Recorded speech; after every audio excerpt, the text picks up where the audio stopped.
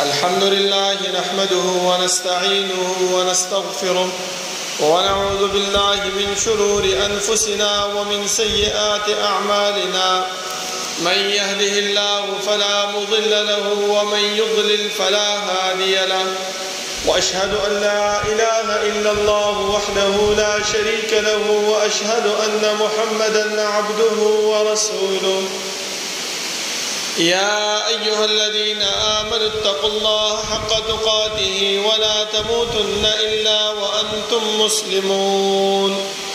يا أيها الناس اتقوا ربكم الذي خلقكم من نفس واحدة وخلق منها زوجها وبث منهما رجالا كثيرا ونساء، واتقوا الله الذي تساءلون به والأرحام إن الله كان عليكم رقيبا. يا أيها الذين آمنوا اتقوا الله وقولوا قولا سديدا يصلح لكم أعمالكم ويغفر لكم ذنوبكم، ومن يطع الله ورسوله فقد فاز فوزا عظيما.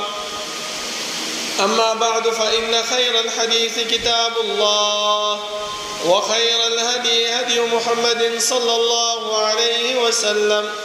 وشر الأمور محدثاتها، وكل محدثة بدعة، وكل بدعة ضلالة، وكل ضلالة في النار. أعوذ بالله من الشيطان الرجيم. بسم الله الرحمن الرحيم. قاف والقرآن المجيد، بل عجبوا أن جاءهم منذر منهم فقال الكافرون هذا شيء عجيب. أإذا متنا وكنا ترابا ذلك رجع بعيد. قد علمنا ما تنقص الأرض منهم وعندنا كتاب حفيظ. بل كذبوا بالحق لما جاءهم فهم في أمر مريج. أفلم ينظروا إلى السماء فوقهم كيف بنيناها وزيناها وما لها من فروج. والأرض مددناها وألقينا فيها رواسي وأنبتنا فيها من كل زوج بهيج، تبصرة وذكرى لكل عبد منيب. ونزلنا من السماء ماء مباركا فأنبتنا به جنات وحب الحصيد، والنخل باسقات لها طلع نضيد، رزقا للعباد، وأحيينا به بلدة ميتا كذلك الخروج. كذبت قبلهم قوم نوح وأصحاب الرس وثمود وعاد وفرعون وإخوان لوط وأصحاب الأيكة وقوم تبع كل كذب الرسل فحق وعيد. أفعينا بالخلق الأول بل هم في لبس من خلق جديد. ولقد خلقنا الإنسان ونعلم ما توسوس به نفسه ونحن أقرب إليه من حبل الوريد. إذ يتلقى المتلقيان عن اليمين وعن الشمال قعيد. ما يلفظ من قول إلا لديه رقيب عتيد. وجاءت سكرة الموت بالحق ذلك ما كنت منه تحيد. ونفخ في الصور ذلك يوم الوعيد. وجاءت كل نفس معها سائق وشهيد. لقد كنت في غفلة من هذا فكشفنا عنك غطاءك فبصرك اليوم حديد. وقال قرينه هذا ما لدي عتيد. ألقيا في جهنم كل كفار عنيد مناع للخير معتد مريب.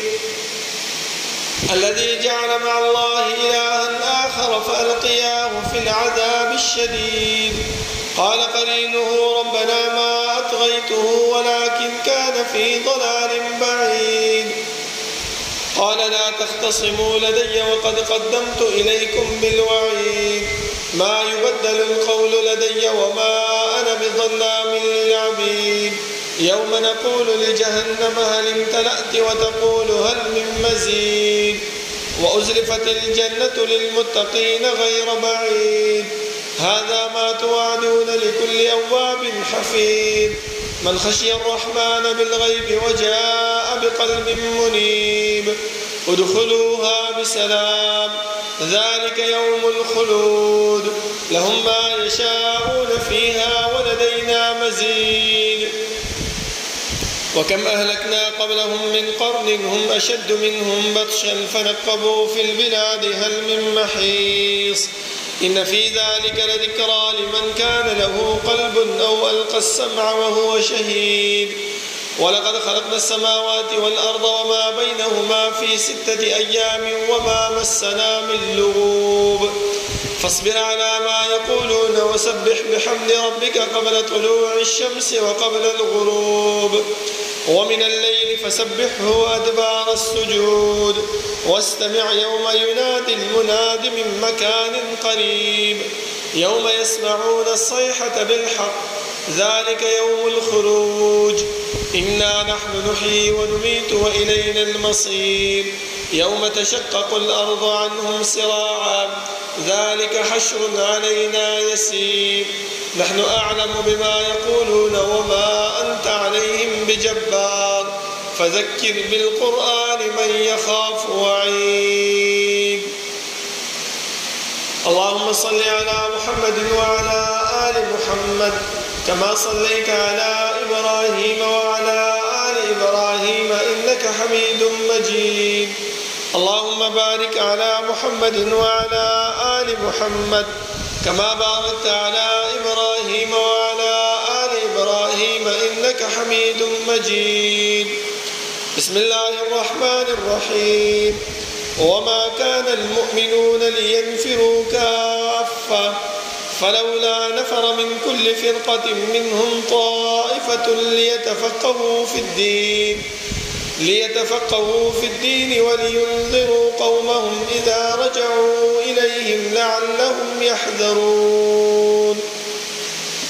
دا الله رب العالمين حمد و ثناء او جناب محمد رسول الله صلى الله عليه وسلم بانی درود و سلام نبعد زما معزز و محترم دا الله رب العالمين چې موږ د دنیا کې پیدا کړیو زموږ د پیدایش مقصد هغه مهمل او بیکار نه بلکې رب العالمین موږ چې کوم مقصد د پاره پیدا کړیو هغه مقصد الله رب العالمین موږ ته بیان کړی دی او الله رب العالمین موږ د هغه مقصد لپاره په دې دنیا کې خلیفہ مقرر کړیو لکه الله رب العالمین چې کله د انسان د پیدایش تخلیق او د انسان د راوستو دی دنیا ته اراده وکړه نو ملائکه ته ویلي چې انی جاعل فی الارض خلیفہ اے ملائکه زه چې دینو خپل یو خلیفہ یو استاد په دې دنیا کې پیدا کول غواړم نو ملائکه ته ویلي چې موږ ستاسو تحمید او ستاسو تقدیس او ستاسو لوی د پاره کافی نو څو د پیدا کولو څه ضرورت ده اتجعل فيها من يفسد فيها ويسفك الدماء چې څوک فساد خوري او وینه توي او ستانه فرمانی کې هغه خلق پیدا کړي الله تعالی انی اعلم ما لا تعلمون زه په هغه خبرو باندې پوهیږم چې کوم خبرو تاسو نه پوهیږئ زما محترم چې کله الله رب العالمین موږ خپل خلیفہ مقرر کړیو او موږ ته دا فرمایل چې تاسو د دنیا ته چې ځئ نو صرف زما عبادت زما الہیت زما د پاره کار هغه ستاسو مقصود دی په دې دنیا کې بل هیڅ کار ستاسو نشته دا هغه د پاره الله رب العالمین موږ باندې دومره رحم او کرم وکړو چې دا هغه د پاره استاد او قائد او رهنمای راولېګل او راته فرمایي چې د دې قائد او د دې رهنما په لار باندې روان شئ تاسو به زما د عبادت خون او زما د عبادت لذت په حاصل کړئ او که چرته د دې قائد او د رهنما په لار نشئ نو زما د عبادت خون او لذت نشي حاصلولای د دې د وجه زما محترمو الله رب العالمین چې په کوم ورځ باندې رسول الله صلی الله علیه وسلم دنیا ته مبعوث کو د نبوت ډیوټي او ذمہ داری هغه د په غاړه باندې واچوله تاسو هغه واقعا ذهن تراوړئ امام بخاری رحمه الله هغه پورا په تفصیل سره بیان کړی دا او هغه دا بیان کړی هم دي چې انسان کله علم حاصلوي، انسان چې کله دین زده کوي، انسان چې کله د الله رب العالمین شریعت د الله رب العالمین په احکاماتو باندې ځي، نو دې انسان ته به لاره کې خامخا تکالیف، مشکلات، لوږه، تنده، نرمه، جوړه دا هر څه به ورته ملاویږي. ځکه تاسو د رسول الله صلی الله علیه وسلم چې کله الله رب العالمین لا نبوت نو ورکړی، د هغې نه مخکې الله رب العالمین د پیغمبر په زړه کې ځانلوالی واچولو. هغه به غار حرا ته تلو. تاسو وګورئ د غار حرا ته دا تګ، دا لاره دا دومره سختۍ او د مشکلاتو والا لار ده، خو الله رب العالمین د رسول الله صلی الله علیه وسلم په زړه کې مضبوطوالی دا واچولو چې ای پیغمبره دا طریقه، دا لاره کوم شي باندې چې زه تا مبعوث کومه دا چې دی نو د سختۍ او د تکلیف والا لار ده، دا به ته ځان باندې برداشت کړې، دا به په خپل ځان باندې زغمې، نو الله به تانه الله رب العالمین یو اوچت سړی، الله به تانه الله رب العالمین یو کارنده سړی به جوړی او ته به د خلکو د رهنمایي او د خلکو د هدایت سبب ګرځېږي. او که نه مونږ دا خبره په ذهن کې کېنو چې یاره الله رب العالمین دا دومره تکالیف په دین کې ایښي دي، دا دومره مشکلات په دین کې ایښي دي، زه څه کوم دا دین زده کوم، څه ضرورت دی چې ما کور مور او پلار پرېښي دي؟ نه، بیا مونږ ته دغه مشري او دغه هدایت دا زمونږ مقدر نه ګرځېږي او مونږ په دې لاره باندې نه ځو. دې د وجې نه زما محترمو الله رب العالمین رسول الله صلی الله علیه وسلم ته دا غار حرا منتخب کړله، او دا ورځو د ورځو نه یوه ورځ جبرائیل امین راغی او رسول الله صلی الله علیه وسلم ته رانږدې شو، غاړه یې وله ورکړله، تر دې پورې چې دومره سخته غاړه وه چې هغه تکلیف او هغه درد هغه ته محسوس شو. دا د څه د وجې نه علما فرمایي چې دا غاړه د دې د وجې نه ورکړله چې کوم علم، کوم رڼا د علم الله رب العالمین د ملائکو په زړونو کې او د هغې په سینه کې چې اچولی او هغه علم او هغه رڼا الله رب العالمین د رسول الله صلی الله علیه وسلم زړه ته منتقل کړله. دا یو لویه فایده دلته بیانه شوې ده زما محترمو. بیا چې کله ورته دا میلاو شو نو سختي وه، تکلیف و، درد و، هغه هم ټول الله رب العالمین په دې طریقه باندې څه کو ختم کو. چې بیا کله ختم شو زما محترمو رسول الله صلی الله علیه وسلم د دې دین پرچار شروع کو، د دې دین خلکو ته وینا شروع کړله چې الله رب العالمین مونږ چې د دنیا ته رالیږلي یو، دې مقصد دپاره رالیږلي یو، دې کار دپاره رالیږلي یو، دې شي دپاره رالیږلي یو، نو پکار دا دی چې مونږ دغه کار او دغه مقصد خپل زندګۍ کې راولو نو مونږ به کامیاب شو. تاسو وګورئ په دغه وخت کې څه کمزوري طلبه کرام چې په مسجد نبوي کې هغه پاتې کېدل، اصحاب صفه ورته ویلی کېږي، د هغو ژوند تاسو وګورئ، د هغو هغه د زده کړې طریقه تاسو وګورئ، هغو چې دین څنګه زده کړی و، د چا نه یې زده کړی و. ټولو کې اول مونږ ته دغه خبره پکار ده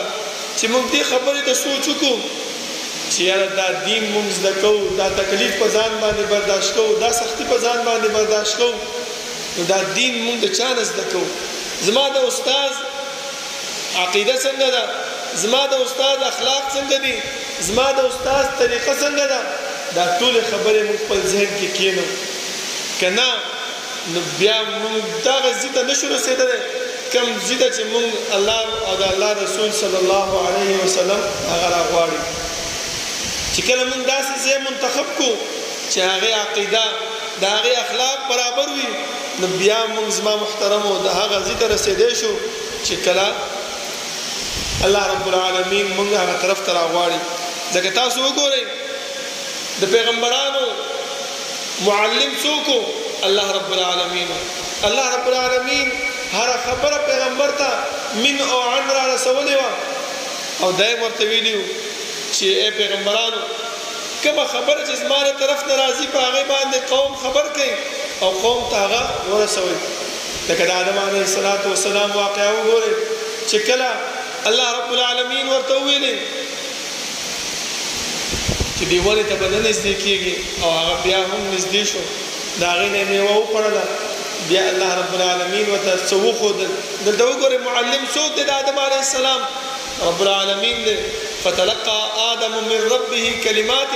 فتاب عليه الله رب العالمین وښودل آدم علیه السلام ته څه کلمات هغه په هغې باندې توبه ویسته او الله د هغې توبه څه کړه قبوله کړله بیا زما محترمو چې کله انسان دغه علم زده کړي بیا په دې علم کې چې څوک د هغې معلم وي د چا د طرف نه دا علم راغلی وي څوک چې الله رب العالمین موږ نه څه غواړي د هغې په باره کې مطالعه پکار ده د هغې په باره کې ځان خبرول پکار دي چې آیا د الله رب العالمین اسماء و احکام د الله رب العالمین صفات د الله رب العالمین وجود د الله رب العالمین استوا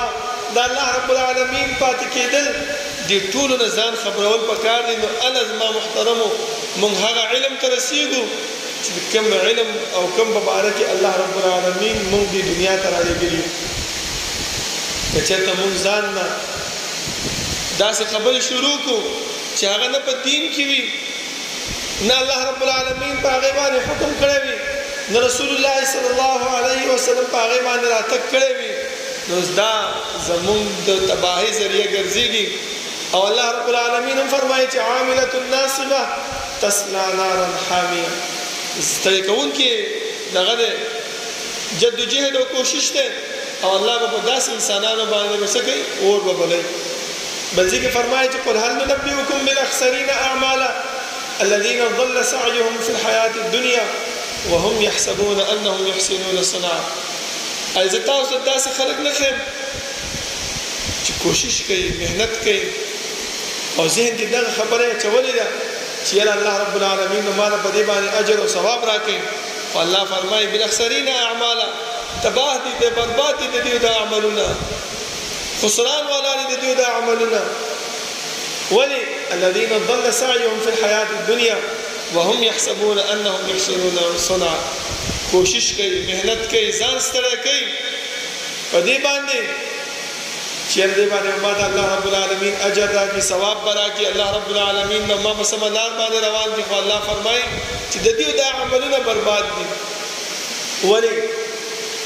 د دې بربادۍ نه د بچ کېدو دپاره هم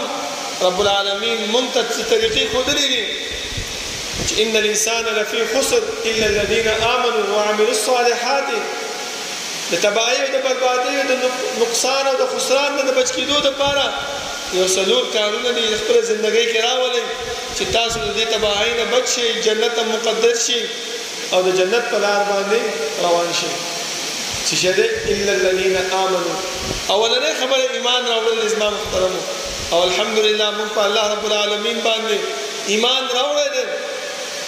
د هغې چې کوم احکامات دي هغه په خپل ځان باندې قبول کړي دي هغه خپل ځان باندې تسلیم کړي دي او کوم نواهی دي د هغې نه موږ ځان ساتلی ځکه تاسو وګورئ زما محترمو الله رب العالمین د برنجیانو مبارکې فرمایي چې هغه به ویل چې موږ ایمان اسلام راوړی دی الله رب العالمین آیات راوړي چې ورته ووایه چې قولو آمنا ایمان هم راوړی دی اسلام هم نه راوړی اسلام نه مراد څه شی دی زما محترمو چې د الله رب العالمین چې کوم اوامر دي هغه خپلول کوم نواهی دي د هغې نه ځان ساتل دا اسلام دی زما محترمو اوس موږ د خپل ځان ته سوچ وکړو خپل ګریوانونو کې سوچ وکړو چې موږ دا دین زده کوو موږ چې دا عقیده زده کوو موږ چې دا اسلام زده کوو دا د چا نه زده کوو په کوم ځای کې زده کوو چې هغه زده کوونکی هغه معلم هغه څوک دی د هغې څنګه خصلتونه دي د هغه څنګه طریقې دي ځکه زما محترمو دا هر څه چې انسان په خپل زړه کې کښېنوي دغه د للهیت او د الله رب العالمین د یرې سبب ګرځېږي چې کله دغه خبرې موږ خپل ذهن کې خپل دل دماغ کې نه کښېنولې نو زموږ د للهیت او د دغې ذریعه نه ګرځېږي دویمه دا ده زما محترمو چې نن سبا د فتنو دور دی نن سبا د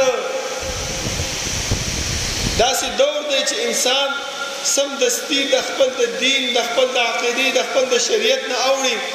نو پکار دا دی چې موږ هغه دین طرف ته رجوع وکړو هغه شریعت طرف ته رجوع وکړو چې په هغه کې الله رب العالمین موږ ته کامیابی را نصیب کړي ځکه دغه تکالیف په دې دین زده کولو کې راځي د اصحاب صفه باره کې ما خبره کوله چې د هغو طریقه څه شی وه کمزوري خلک په احادیثو کې راځي چې د هغو سره به دومره کپړه نه وه چې هغو به په خپل ځان پټ کړی وي دومره به وه چې خپل عورت هغو به پټ ساتلی خو بیا هم د الله رب العالمین دین زده کولو دپاره 40 ګنټې هغو په مسجد نبوي کې به ناستو ابو هريره رضی الله عنه فرمایي چې دومره وخت به راغی چې د خوراک او د څښاک دپاره به څه شی نه و وایي زه به چې دی نو په لارو کوڅو کې به ګرځېدم د یو مسلې دپاره چې دا خلک به بوځي ځان سره او مونږ باندې څه وکړي خوراک وکړي و یو ورځ زه ولاړم ابو بکر رضی الله عنه راغی وایي ما ته مسله معلومه وه او ما د هغې نه د دې مسلې تپوس وکړو څه دپاره چې دا مسله ما ته هغه اوږده کړي او ځان سره مې کور ته بوځي او څه راباندې وخوري وایي ده دا مسله په لاره کې ختمه کړه او زما نه جدا شو بیا لاړم قضې کې ودرېدم وایي بیا مې چې کتل نو عمر رضی الله عنه راغی هغه هم دغه شانتې مسله وکړله بیا مې چې کتل نو رسول الله صلی الله علیه وسلم راغی دا دې د وجې نه بیانوم زما محترمو دا وګورئ زمونږ اسلافو زمونږ مشرانو د دې دین د زده کړې دپاره د دې دین د حاصلولو دپاره په دې دین باندې ځان پوه کولو دپاره څومره سخته څومره تکلیف برداشت کړی دی وایي رسول الله صلی الله علیه وسلم چې راغی هغه نه ما تپوس وکړو هغه راباندې پوه شو ما ته وایي چې ابو هریره راځه وایي زه ورسره روان شوم مسجد نبوي ته بوتلم په دې وخت کې الله رب العالمین یو کس راوستو او پی ځان سره راوړل ما دا وویلې چې یاره دا پی به ما نه به راکړې زه به بس اوس کومه ما ته ویل چې ابو هریره ورشه خپل ملګري د اصحاب صفه والا ټول راوله چې ما راوسته ما ویل په زړه کې مې سوچ کولو چې دا یو کپ پی دي دا خو زما نه کېږي نو دا ملګري به څنګه وخوري څنګه به اوس کړي دا وګورئ زما محترمو چې کله انسان په زړه کې د الله رب العالمین یره موجود وي د الله رب العالمین للهیت موجود وي د الله رب العالمین رضا اخلاص چې د علم زده کوم یا الله خالص تا رضا دپاره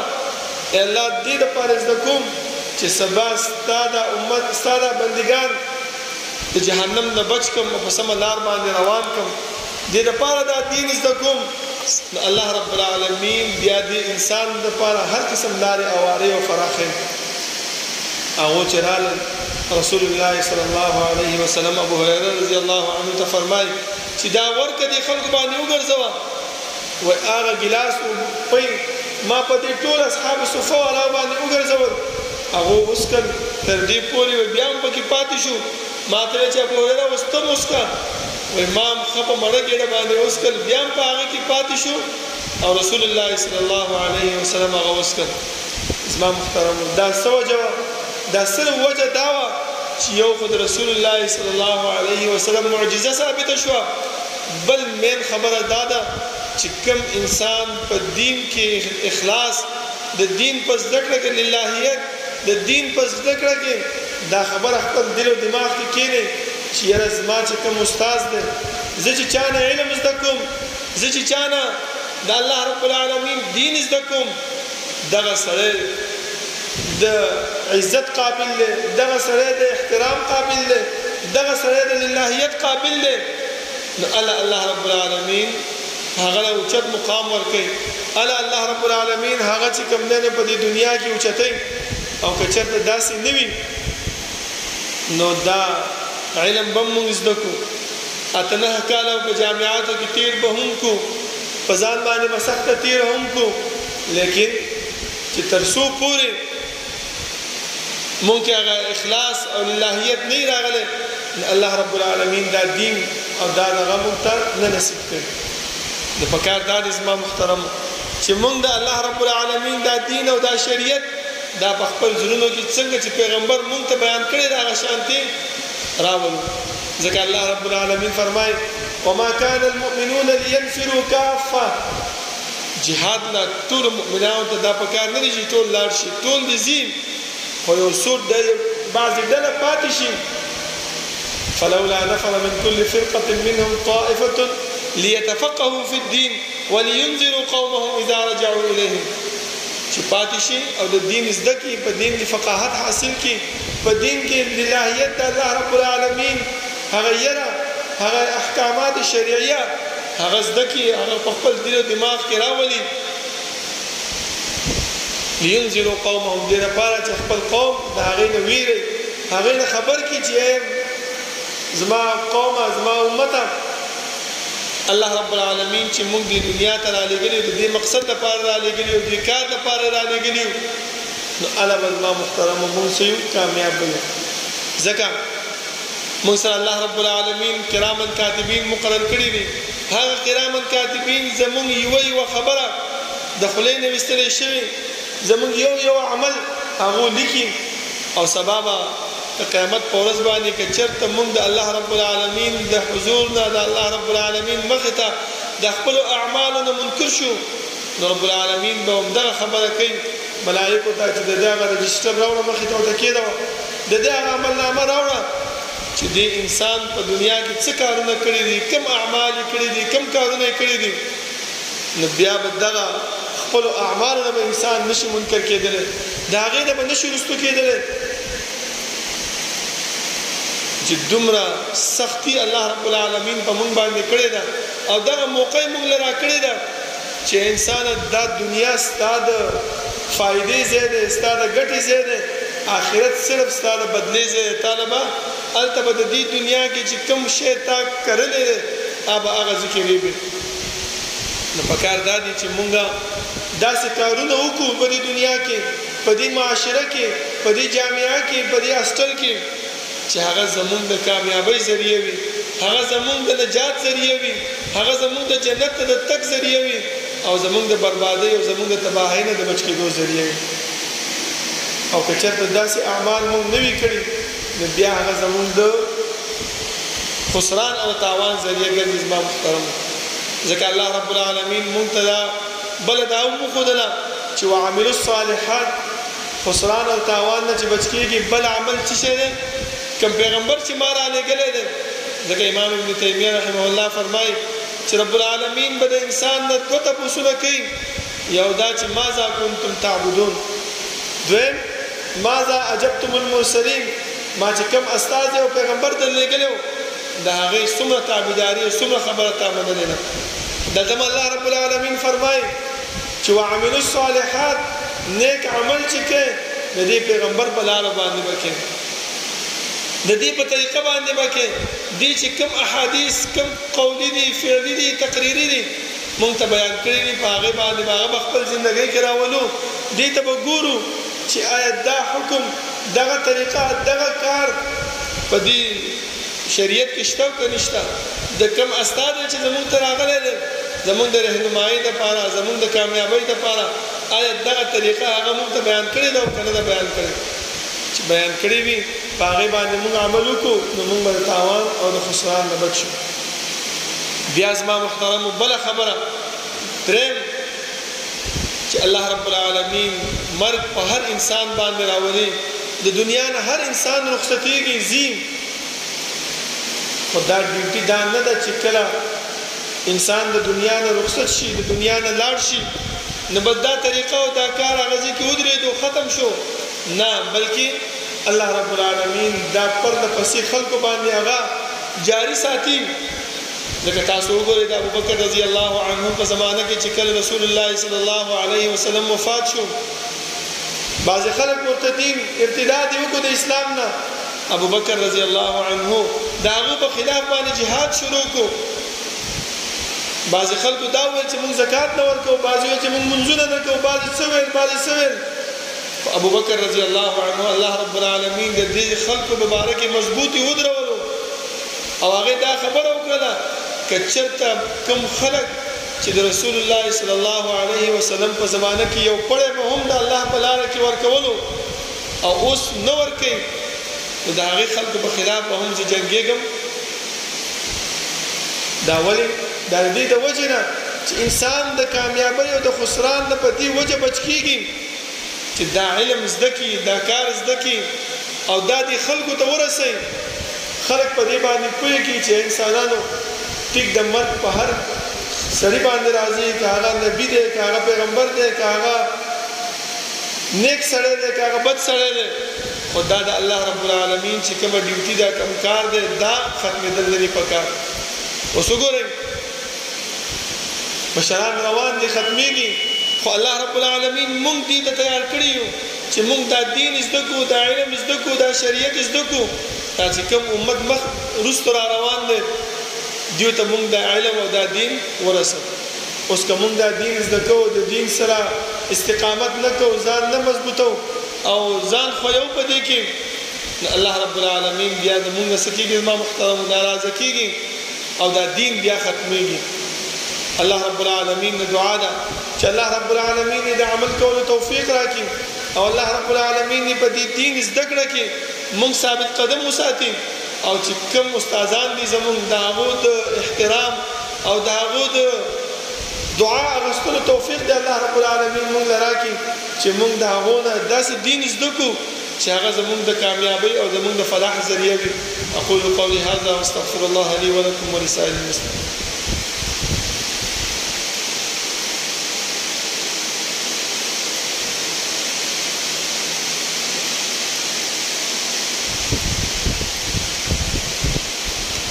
إن الحمد لله نحمده ونستعينه ونستغفره ونعوذ بالله من شرور أنفسنا ومن سيئات أعمالنا. من يهده الله فلا مضل له ومن يضلل فلا هادي له. وأشهد أن لا إله إلا الله وحده لا شريك له وأشهد أن محمدا عبده ورسوله. يا أيها الذين آمنوا اتقوا الله حق تقاته ولا تموتن إلا وأنتم مسلمون. يا أيها الناس اتقوا ربكم الذي خلقكم من نفس واحدة وخلق منها زوجها وبث منهما رجالا كثيرا ونساء واتقوا الله الذي تساءلون به والأرحام إن الله كان عليكم رقيبا. يا أيها الذين آمنوا اتقوا الله حق تقاته وقولوا قولا سديدا يصلح لكم أعمالكم ويغفر لكم ذنوبكم ومن يطع الله ورسوله فقد فاز فوزا عظيما. أما بعد فإن خير الحديث كتاب الله وخير الهدي هدي محمد صلى الله عليه وسلم وشر الأمور محدثاتها وكل محدثة بدعة وكل بدعة ضلالة وكل ضلالة في النار. أعوذ بالله من الشيطان الرجيم. بسم الله الرحمن الرحيم. وما كان المؤمنون لينفروا كافة. زما محترم الله رب العالمین چې موږ د دنیا ته را لېږلي یو نو زموږ د پیدایش مقصد هم دا د الله رب العالمین چې کوم اوامر دي کوم نواهی دي په هغې باندې عمل کول دي. ځکه زما محترمو الله رب العالمین زموږ د عبادت ته محتاج نه و، ځکه هغه سره دومره ملائک او دومره لښکر په اسمان کې موجود دی چې حدیث کې راځي بیت المعمور الله رب العالمین لکه څنګه چې زموږ کعبه ده دغه شانتې د ملائکو دغه بیت المعمور دی. وایي په یو ورځ کې د هغې نه 80 زره ملائک طواف کوي تر قیامت ورځې پورې د هغې نمبر بیا نه راځي. زما محترمو دومره ملائک الله رب العالمین دومره لښکره د الله رب العالمین په اسمانونو کې هغه سره شته، خو دا مونږ نه چې کوم عبادت مطلوب دی، مونږ نه چې کوم نیکی غواړي، هغه صرف د دې د وجې نه چې دا زمونږ د کامیابۍ ذریعه ده. مونږ ته الله رب العالمین اسایش، مونږ ته الله رب العالمین د آرام ځای مهیا کوي چې هغه جنت دی. او که چېرته مونږ په دې باندې عمل نه کوو، د هغې په لار باندې نه ځو، نو دا بربادي او دا ناکامي دا زمونږ د خپل د کوتاهۍ په وجه باندې، دا زمونږ د خپل د اعمالو په وجه باندې مونږ ته رسېږي. دا نه چې بیا مونږ سبا بل ملامتو چې دې سړي داسې نه دي کړي، دا سړی داسې دی، دا سړی داسې دی. نه، پکار دا دی چې مونږ خپلو اعمالو ته وګورو، خپل کارونو ته وګورو چې زموږ عمل څنګه دی زموږ کار څنګه دی موږ ته آیا چې کوم احکامات پیغمبر ښودلي دي په هغې باندې روان یو او که نه یو الله رب العالمین نه دعا ده چې رب العالمین دې د عمل کولو توفیق راکړي او الله رب العالمین دې هغه اعمال زموږ نه واخلي چې هغه د جنت ته د تلو ذریعه وي او د هغه اعمالو نه دې موږ وساتي چې هغه د جهنم ته د تلو ذریعه وي او الله رب العالمین چې کوم د علم دپاره کوم دین دپاره موږ رالېږلي یو موږ ته دا موقع فراهم کړې ده په دې باندې ثابت قدم اوسېدلو توفیق د الله رب العالمین موږ ته راکړي ربنا لا تزغ قلوبنا بعد إذ هديتنا وهب لنا من لدنك رحمة إنك أنت الوهاب ربنا اغفر لنا ولإخواننا الذين سبقونا بالإيمان ولا تجعل في قلوبنا غلا للذين آمنوا ربنا إنك رؤوف رحيم ربنا لا تؤاخذنا إن نسينا واخطأنا ربنا ولا تحمل علينا إصرا كما حملته على الذين من قبلنا ربنا ولا تحملنا ما لا طاقة لنا به واعف عنا واغفر لنا وارحمنا أنت مولانا فانصرنا على القوم الكافرين صفنا برابر کے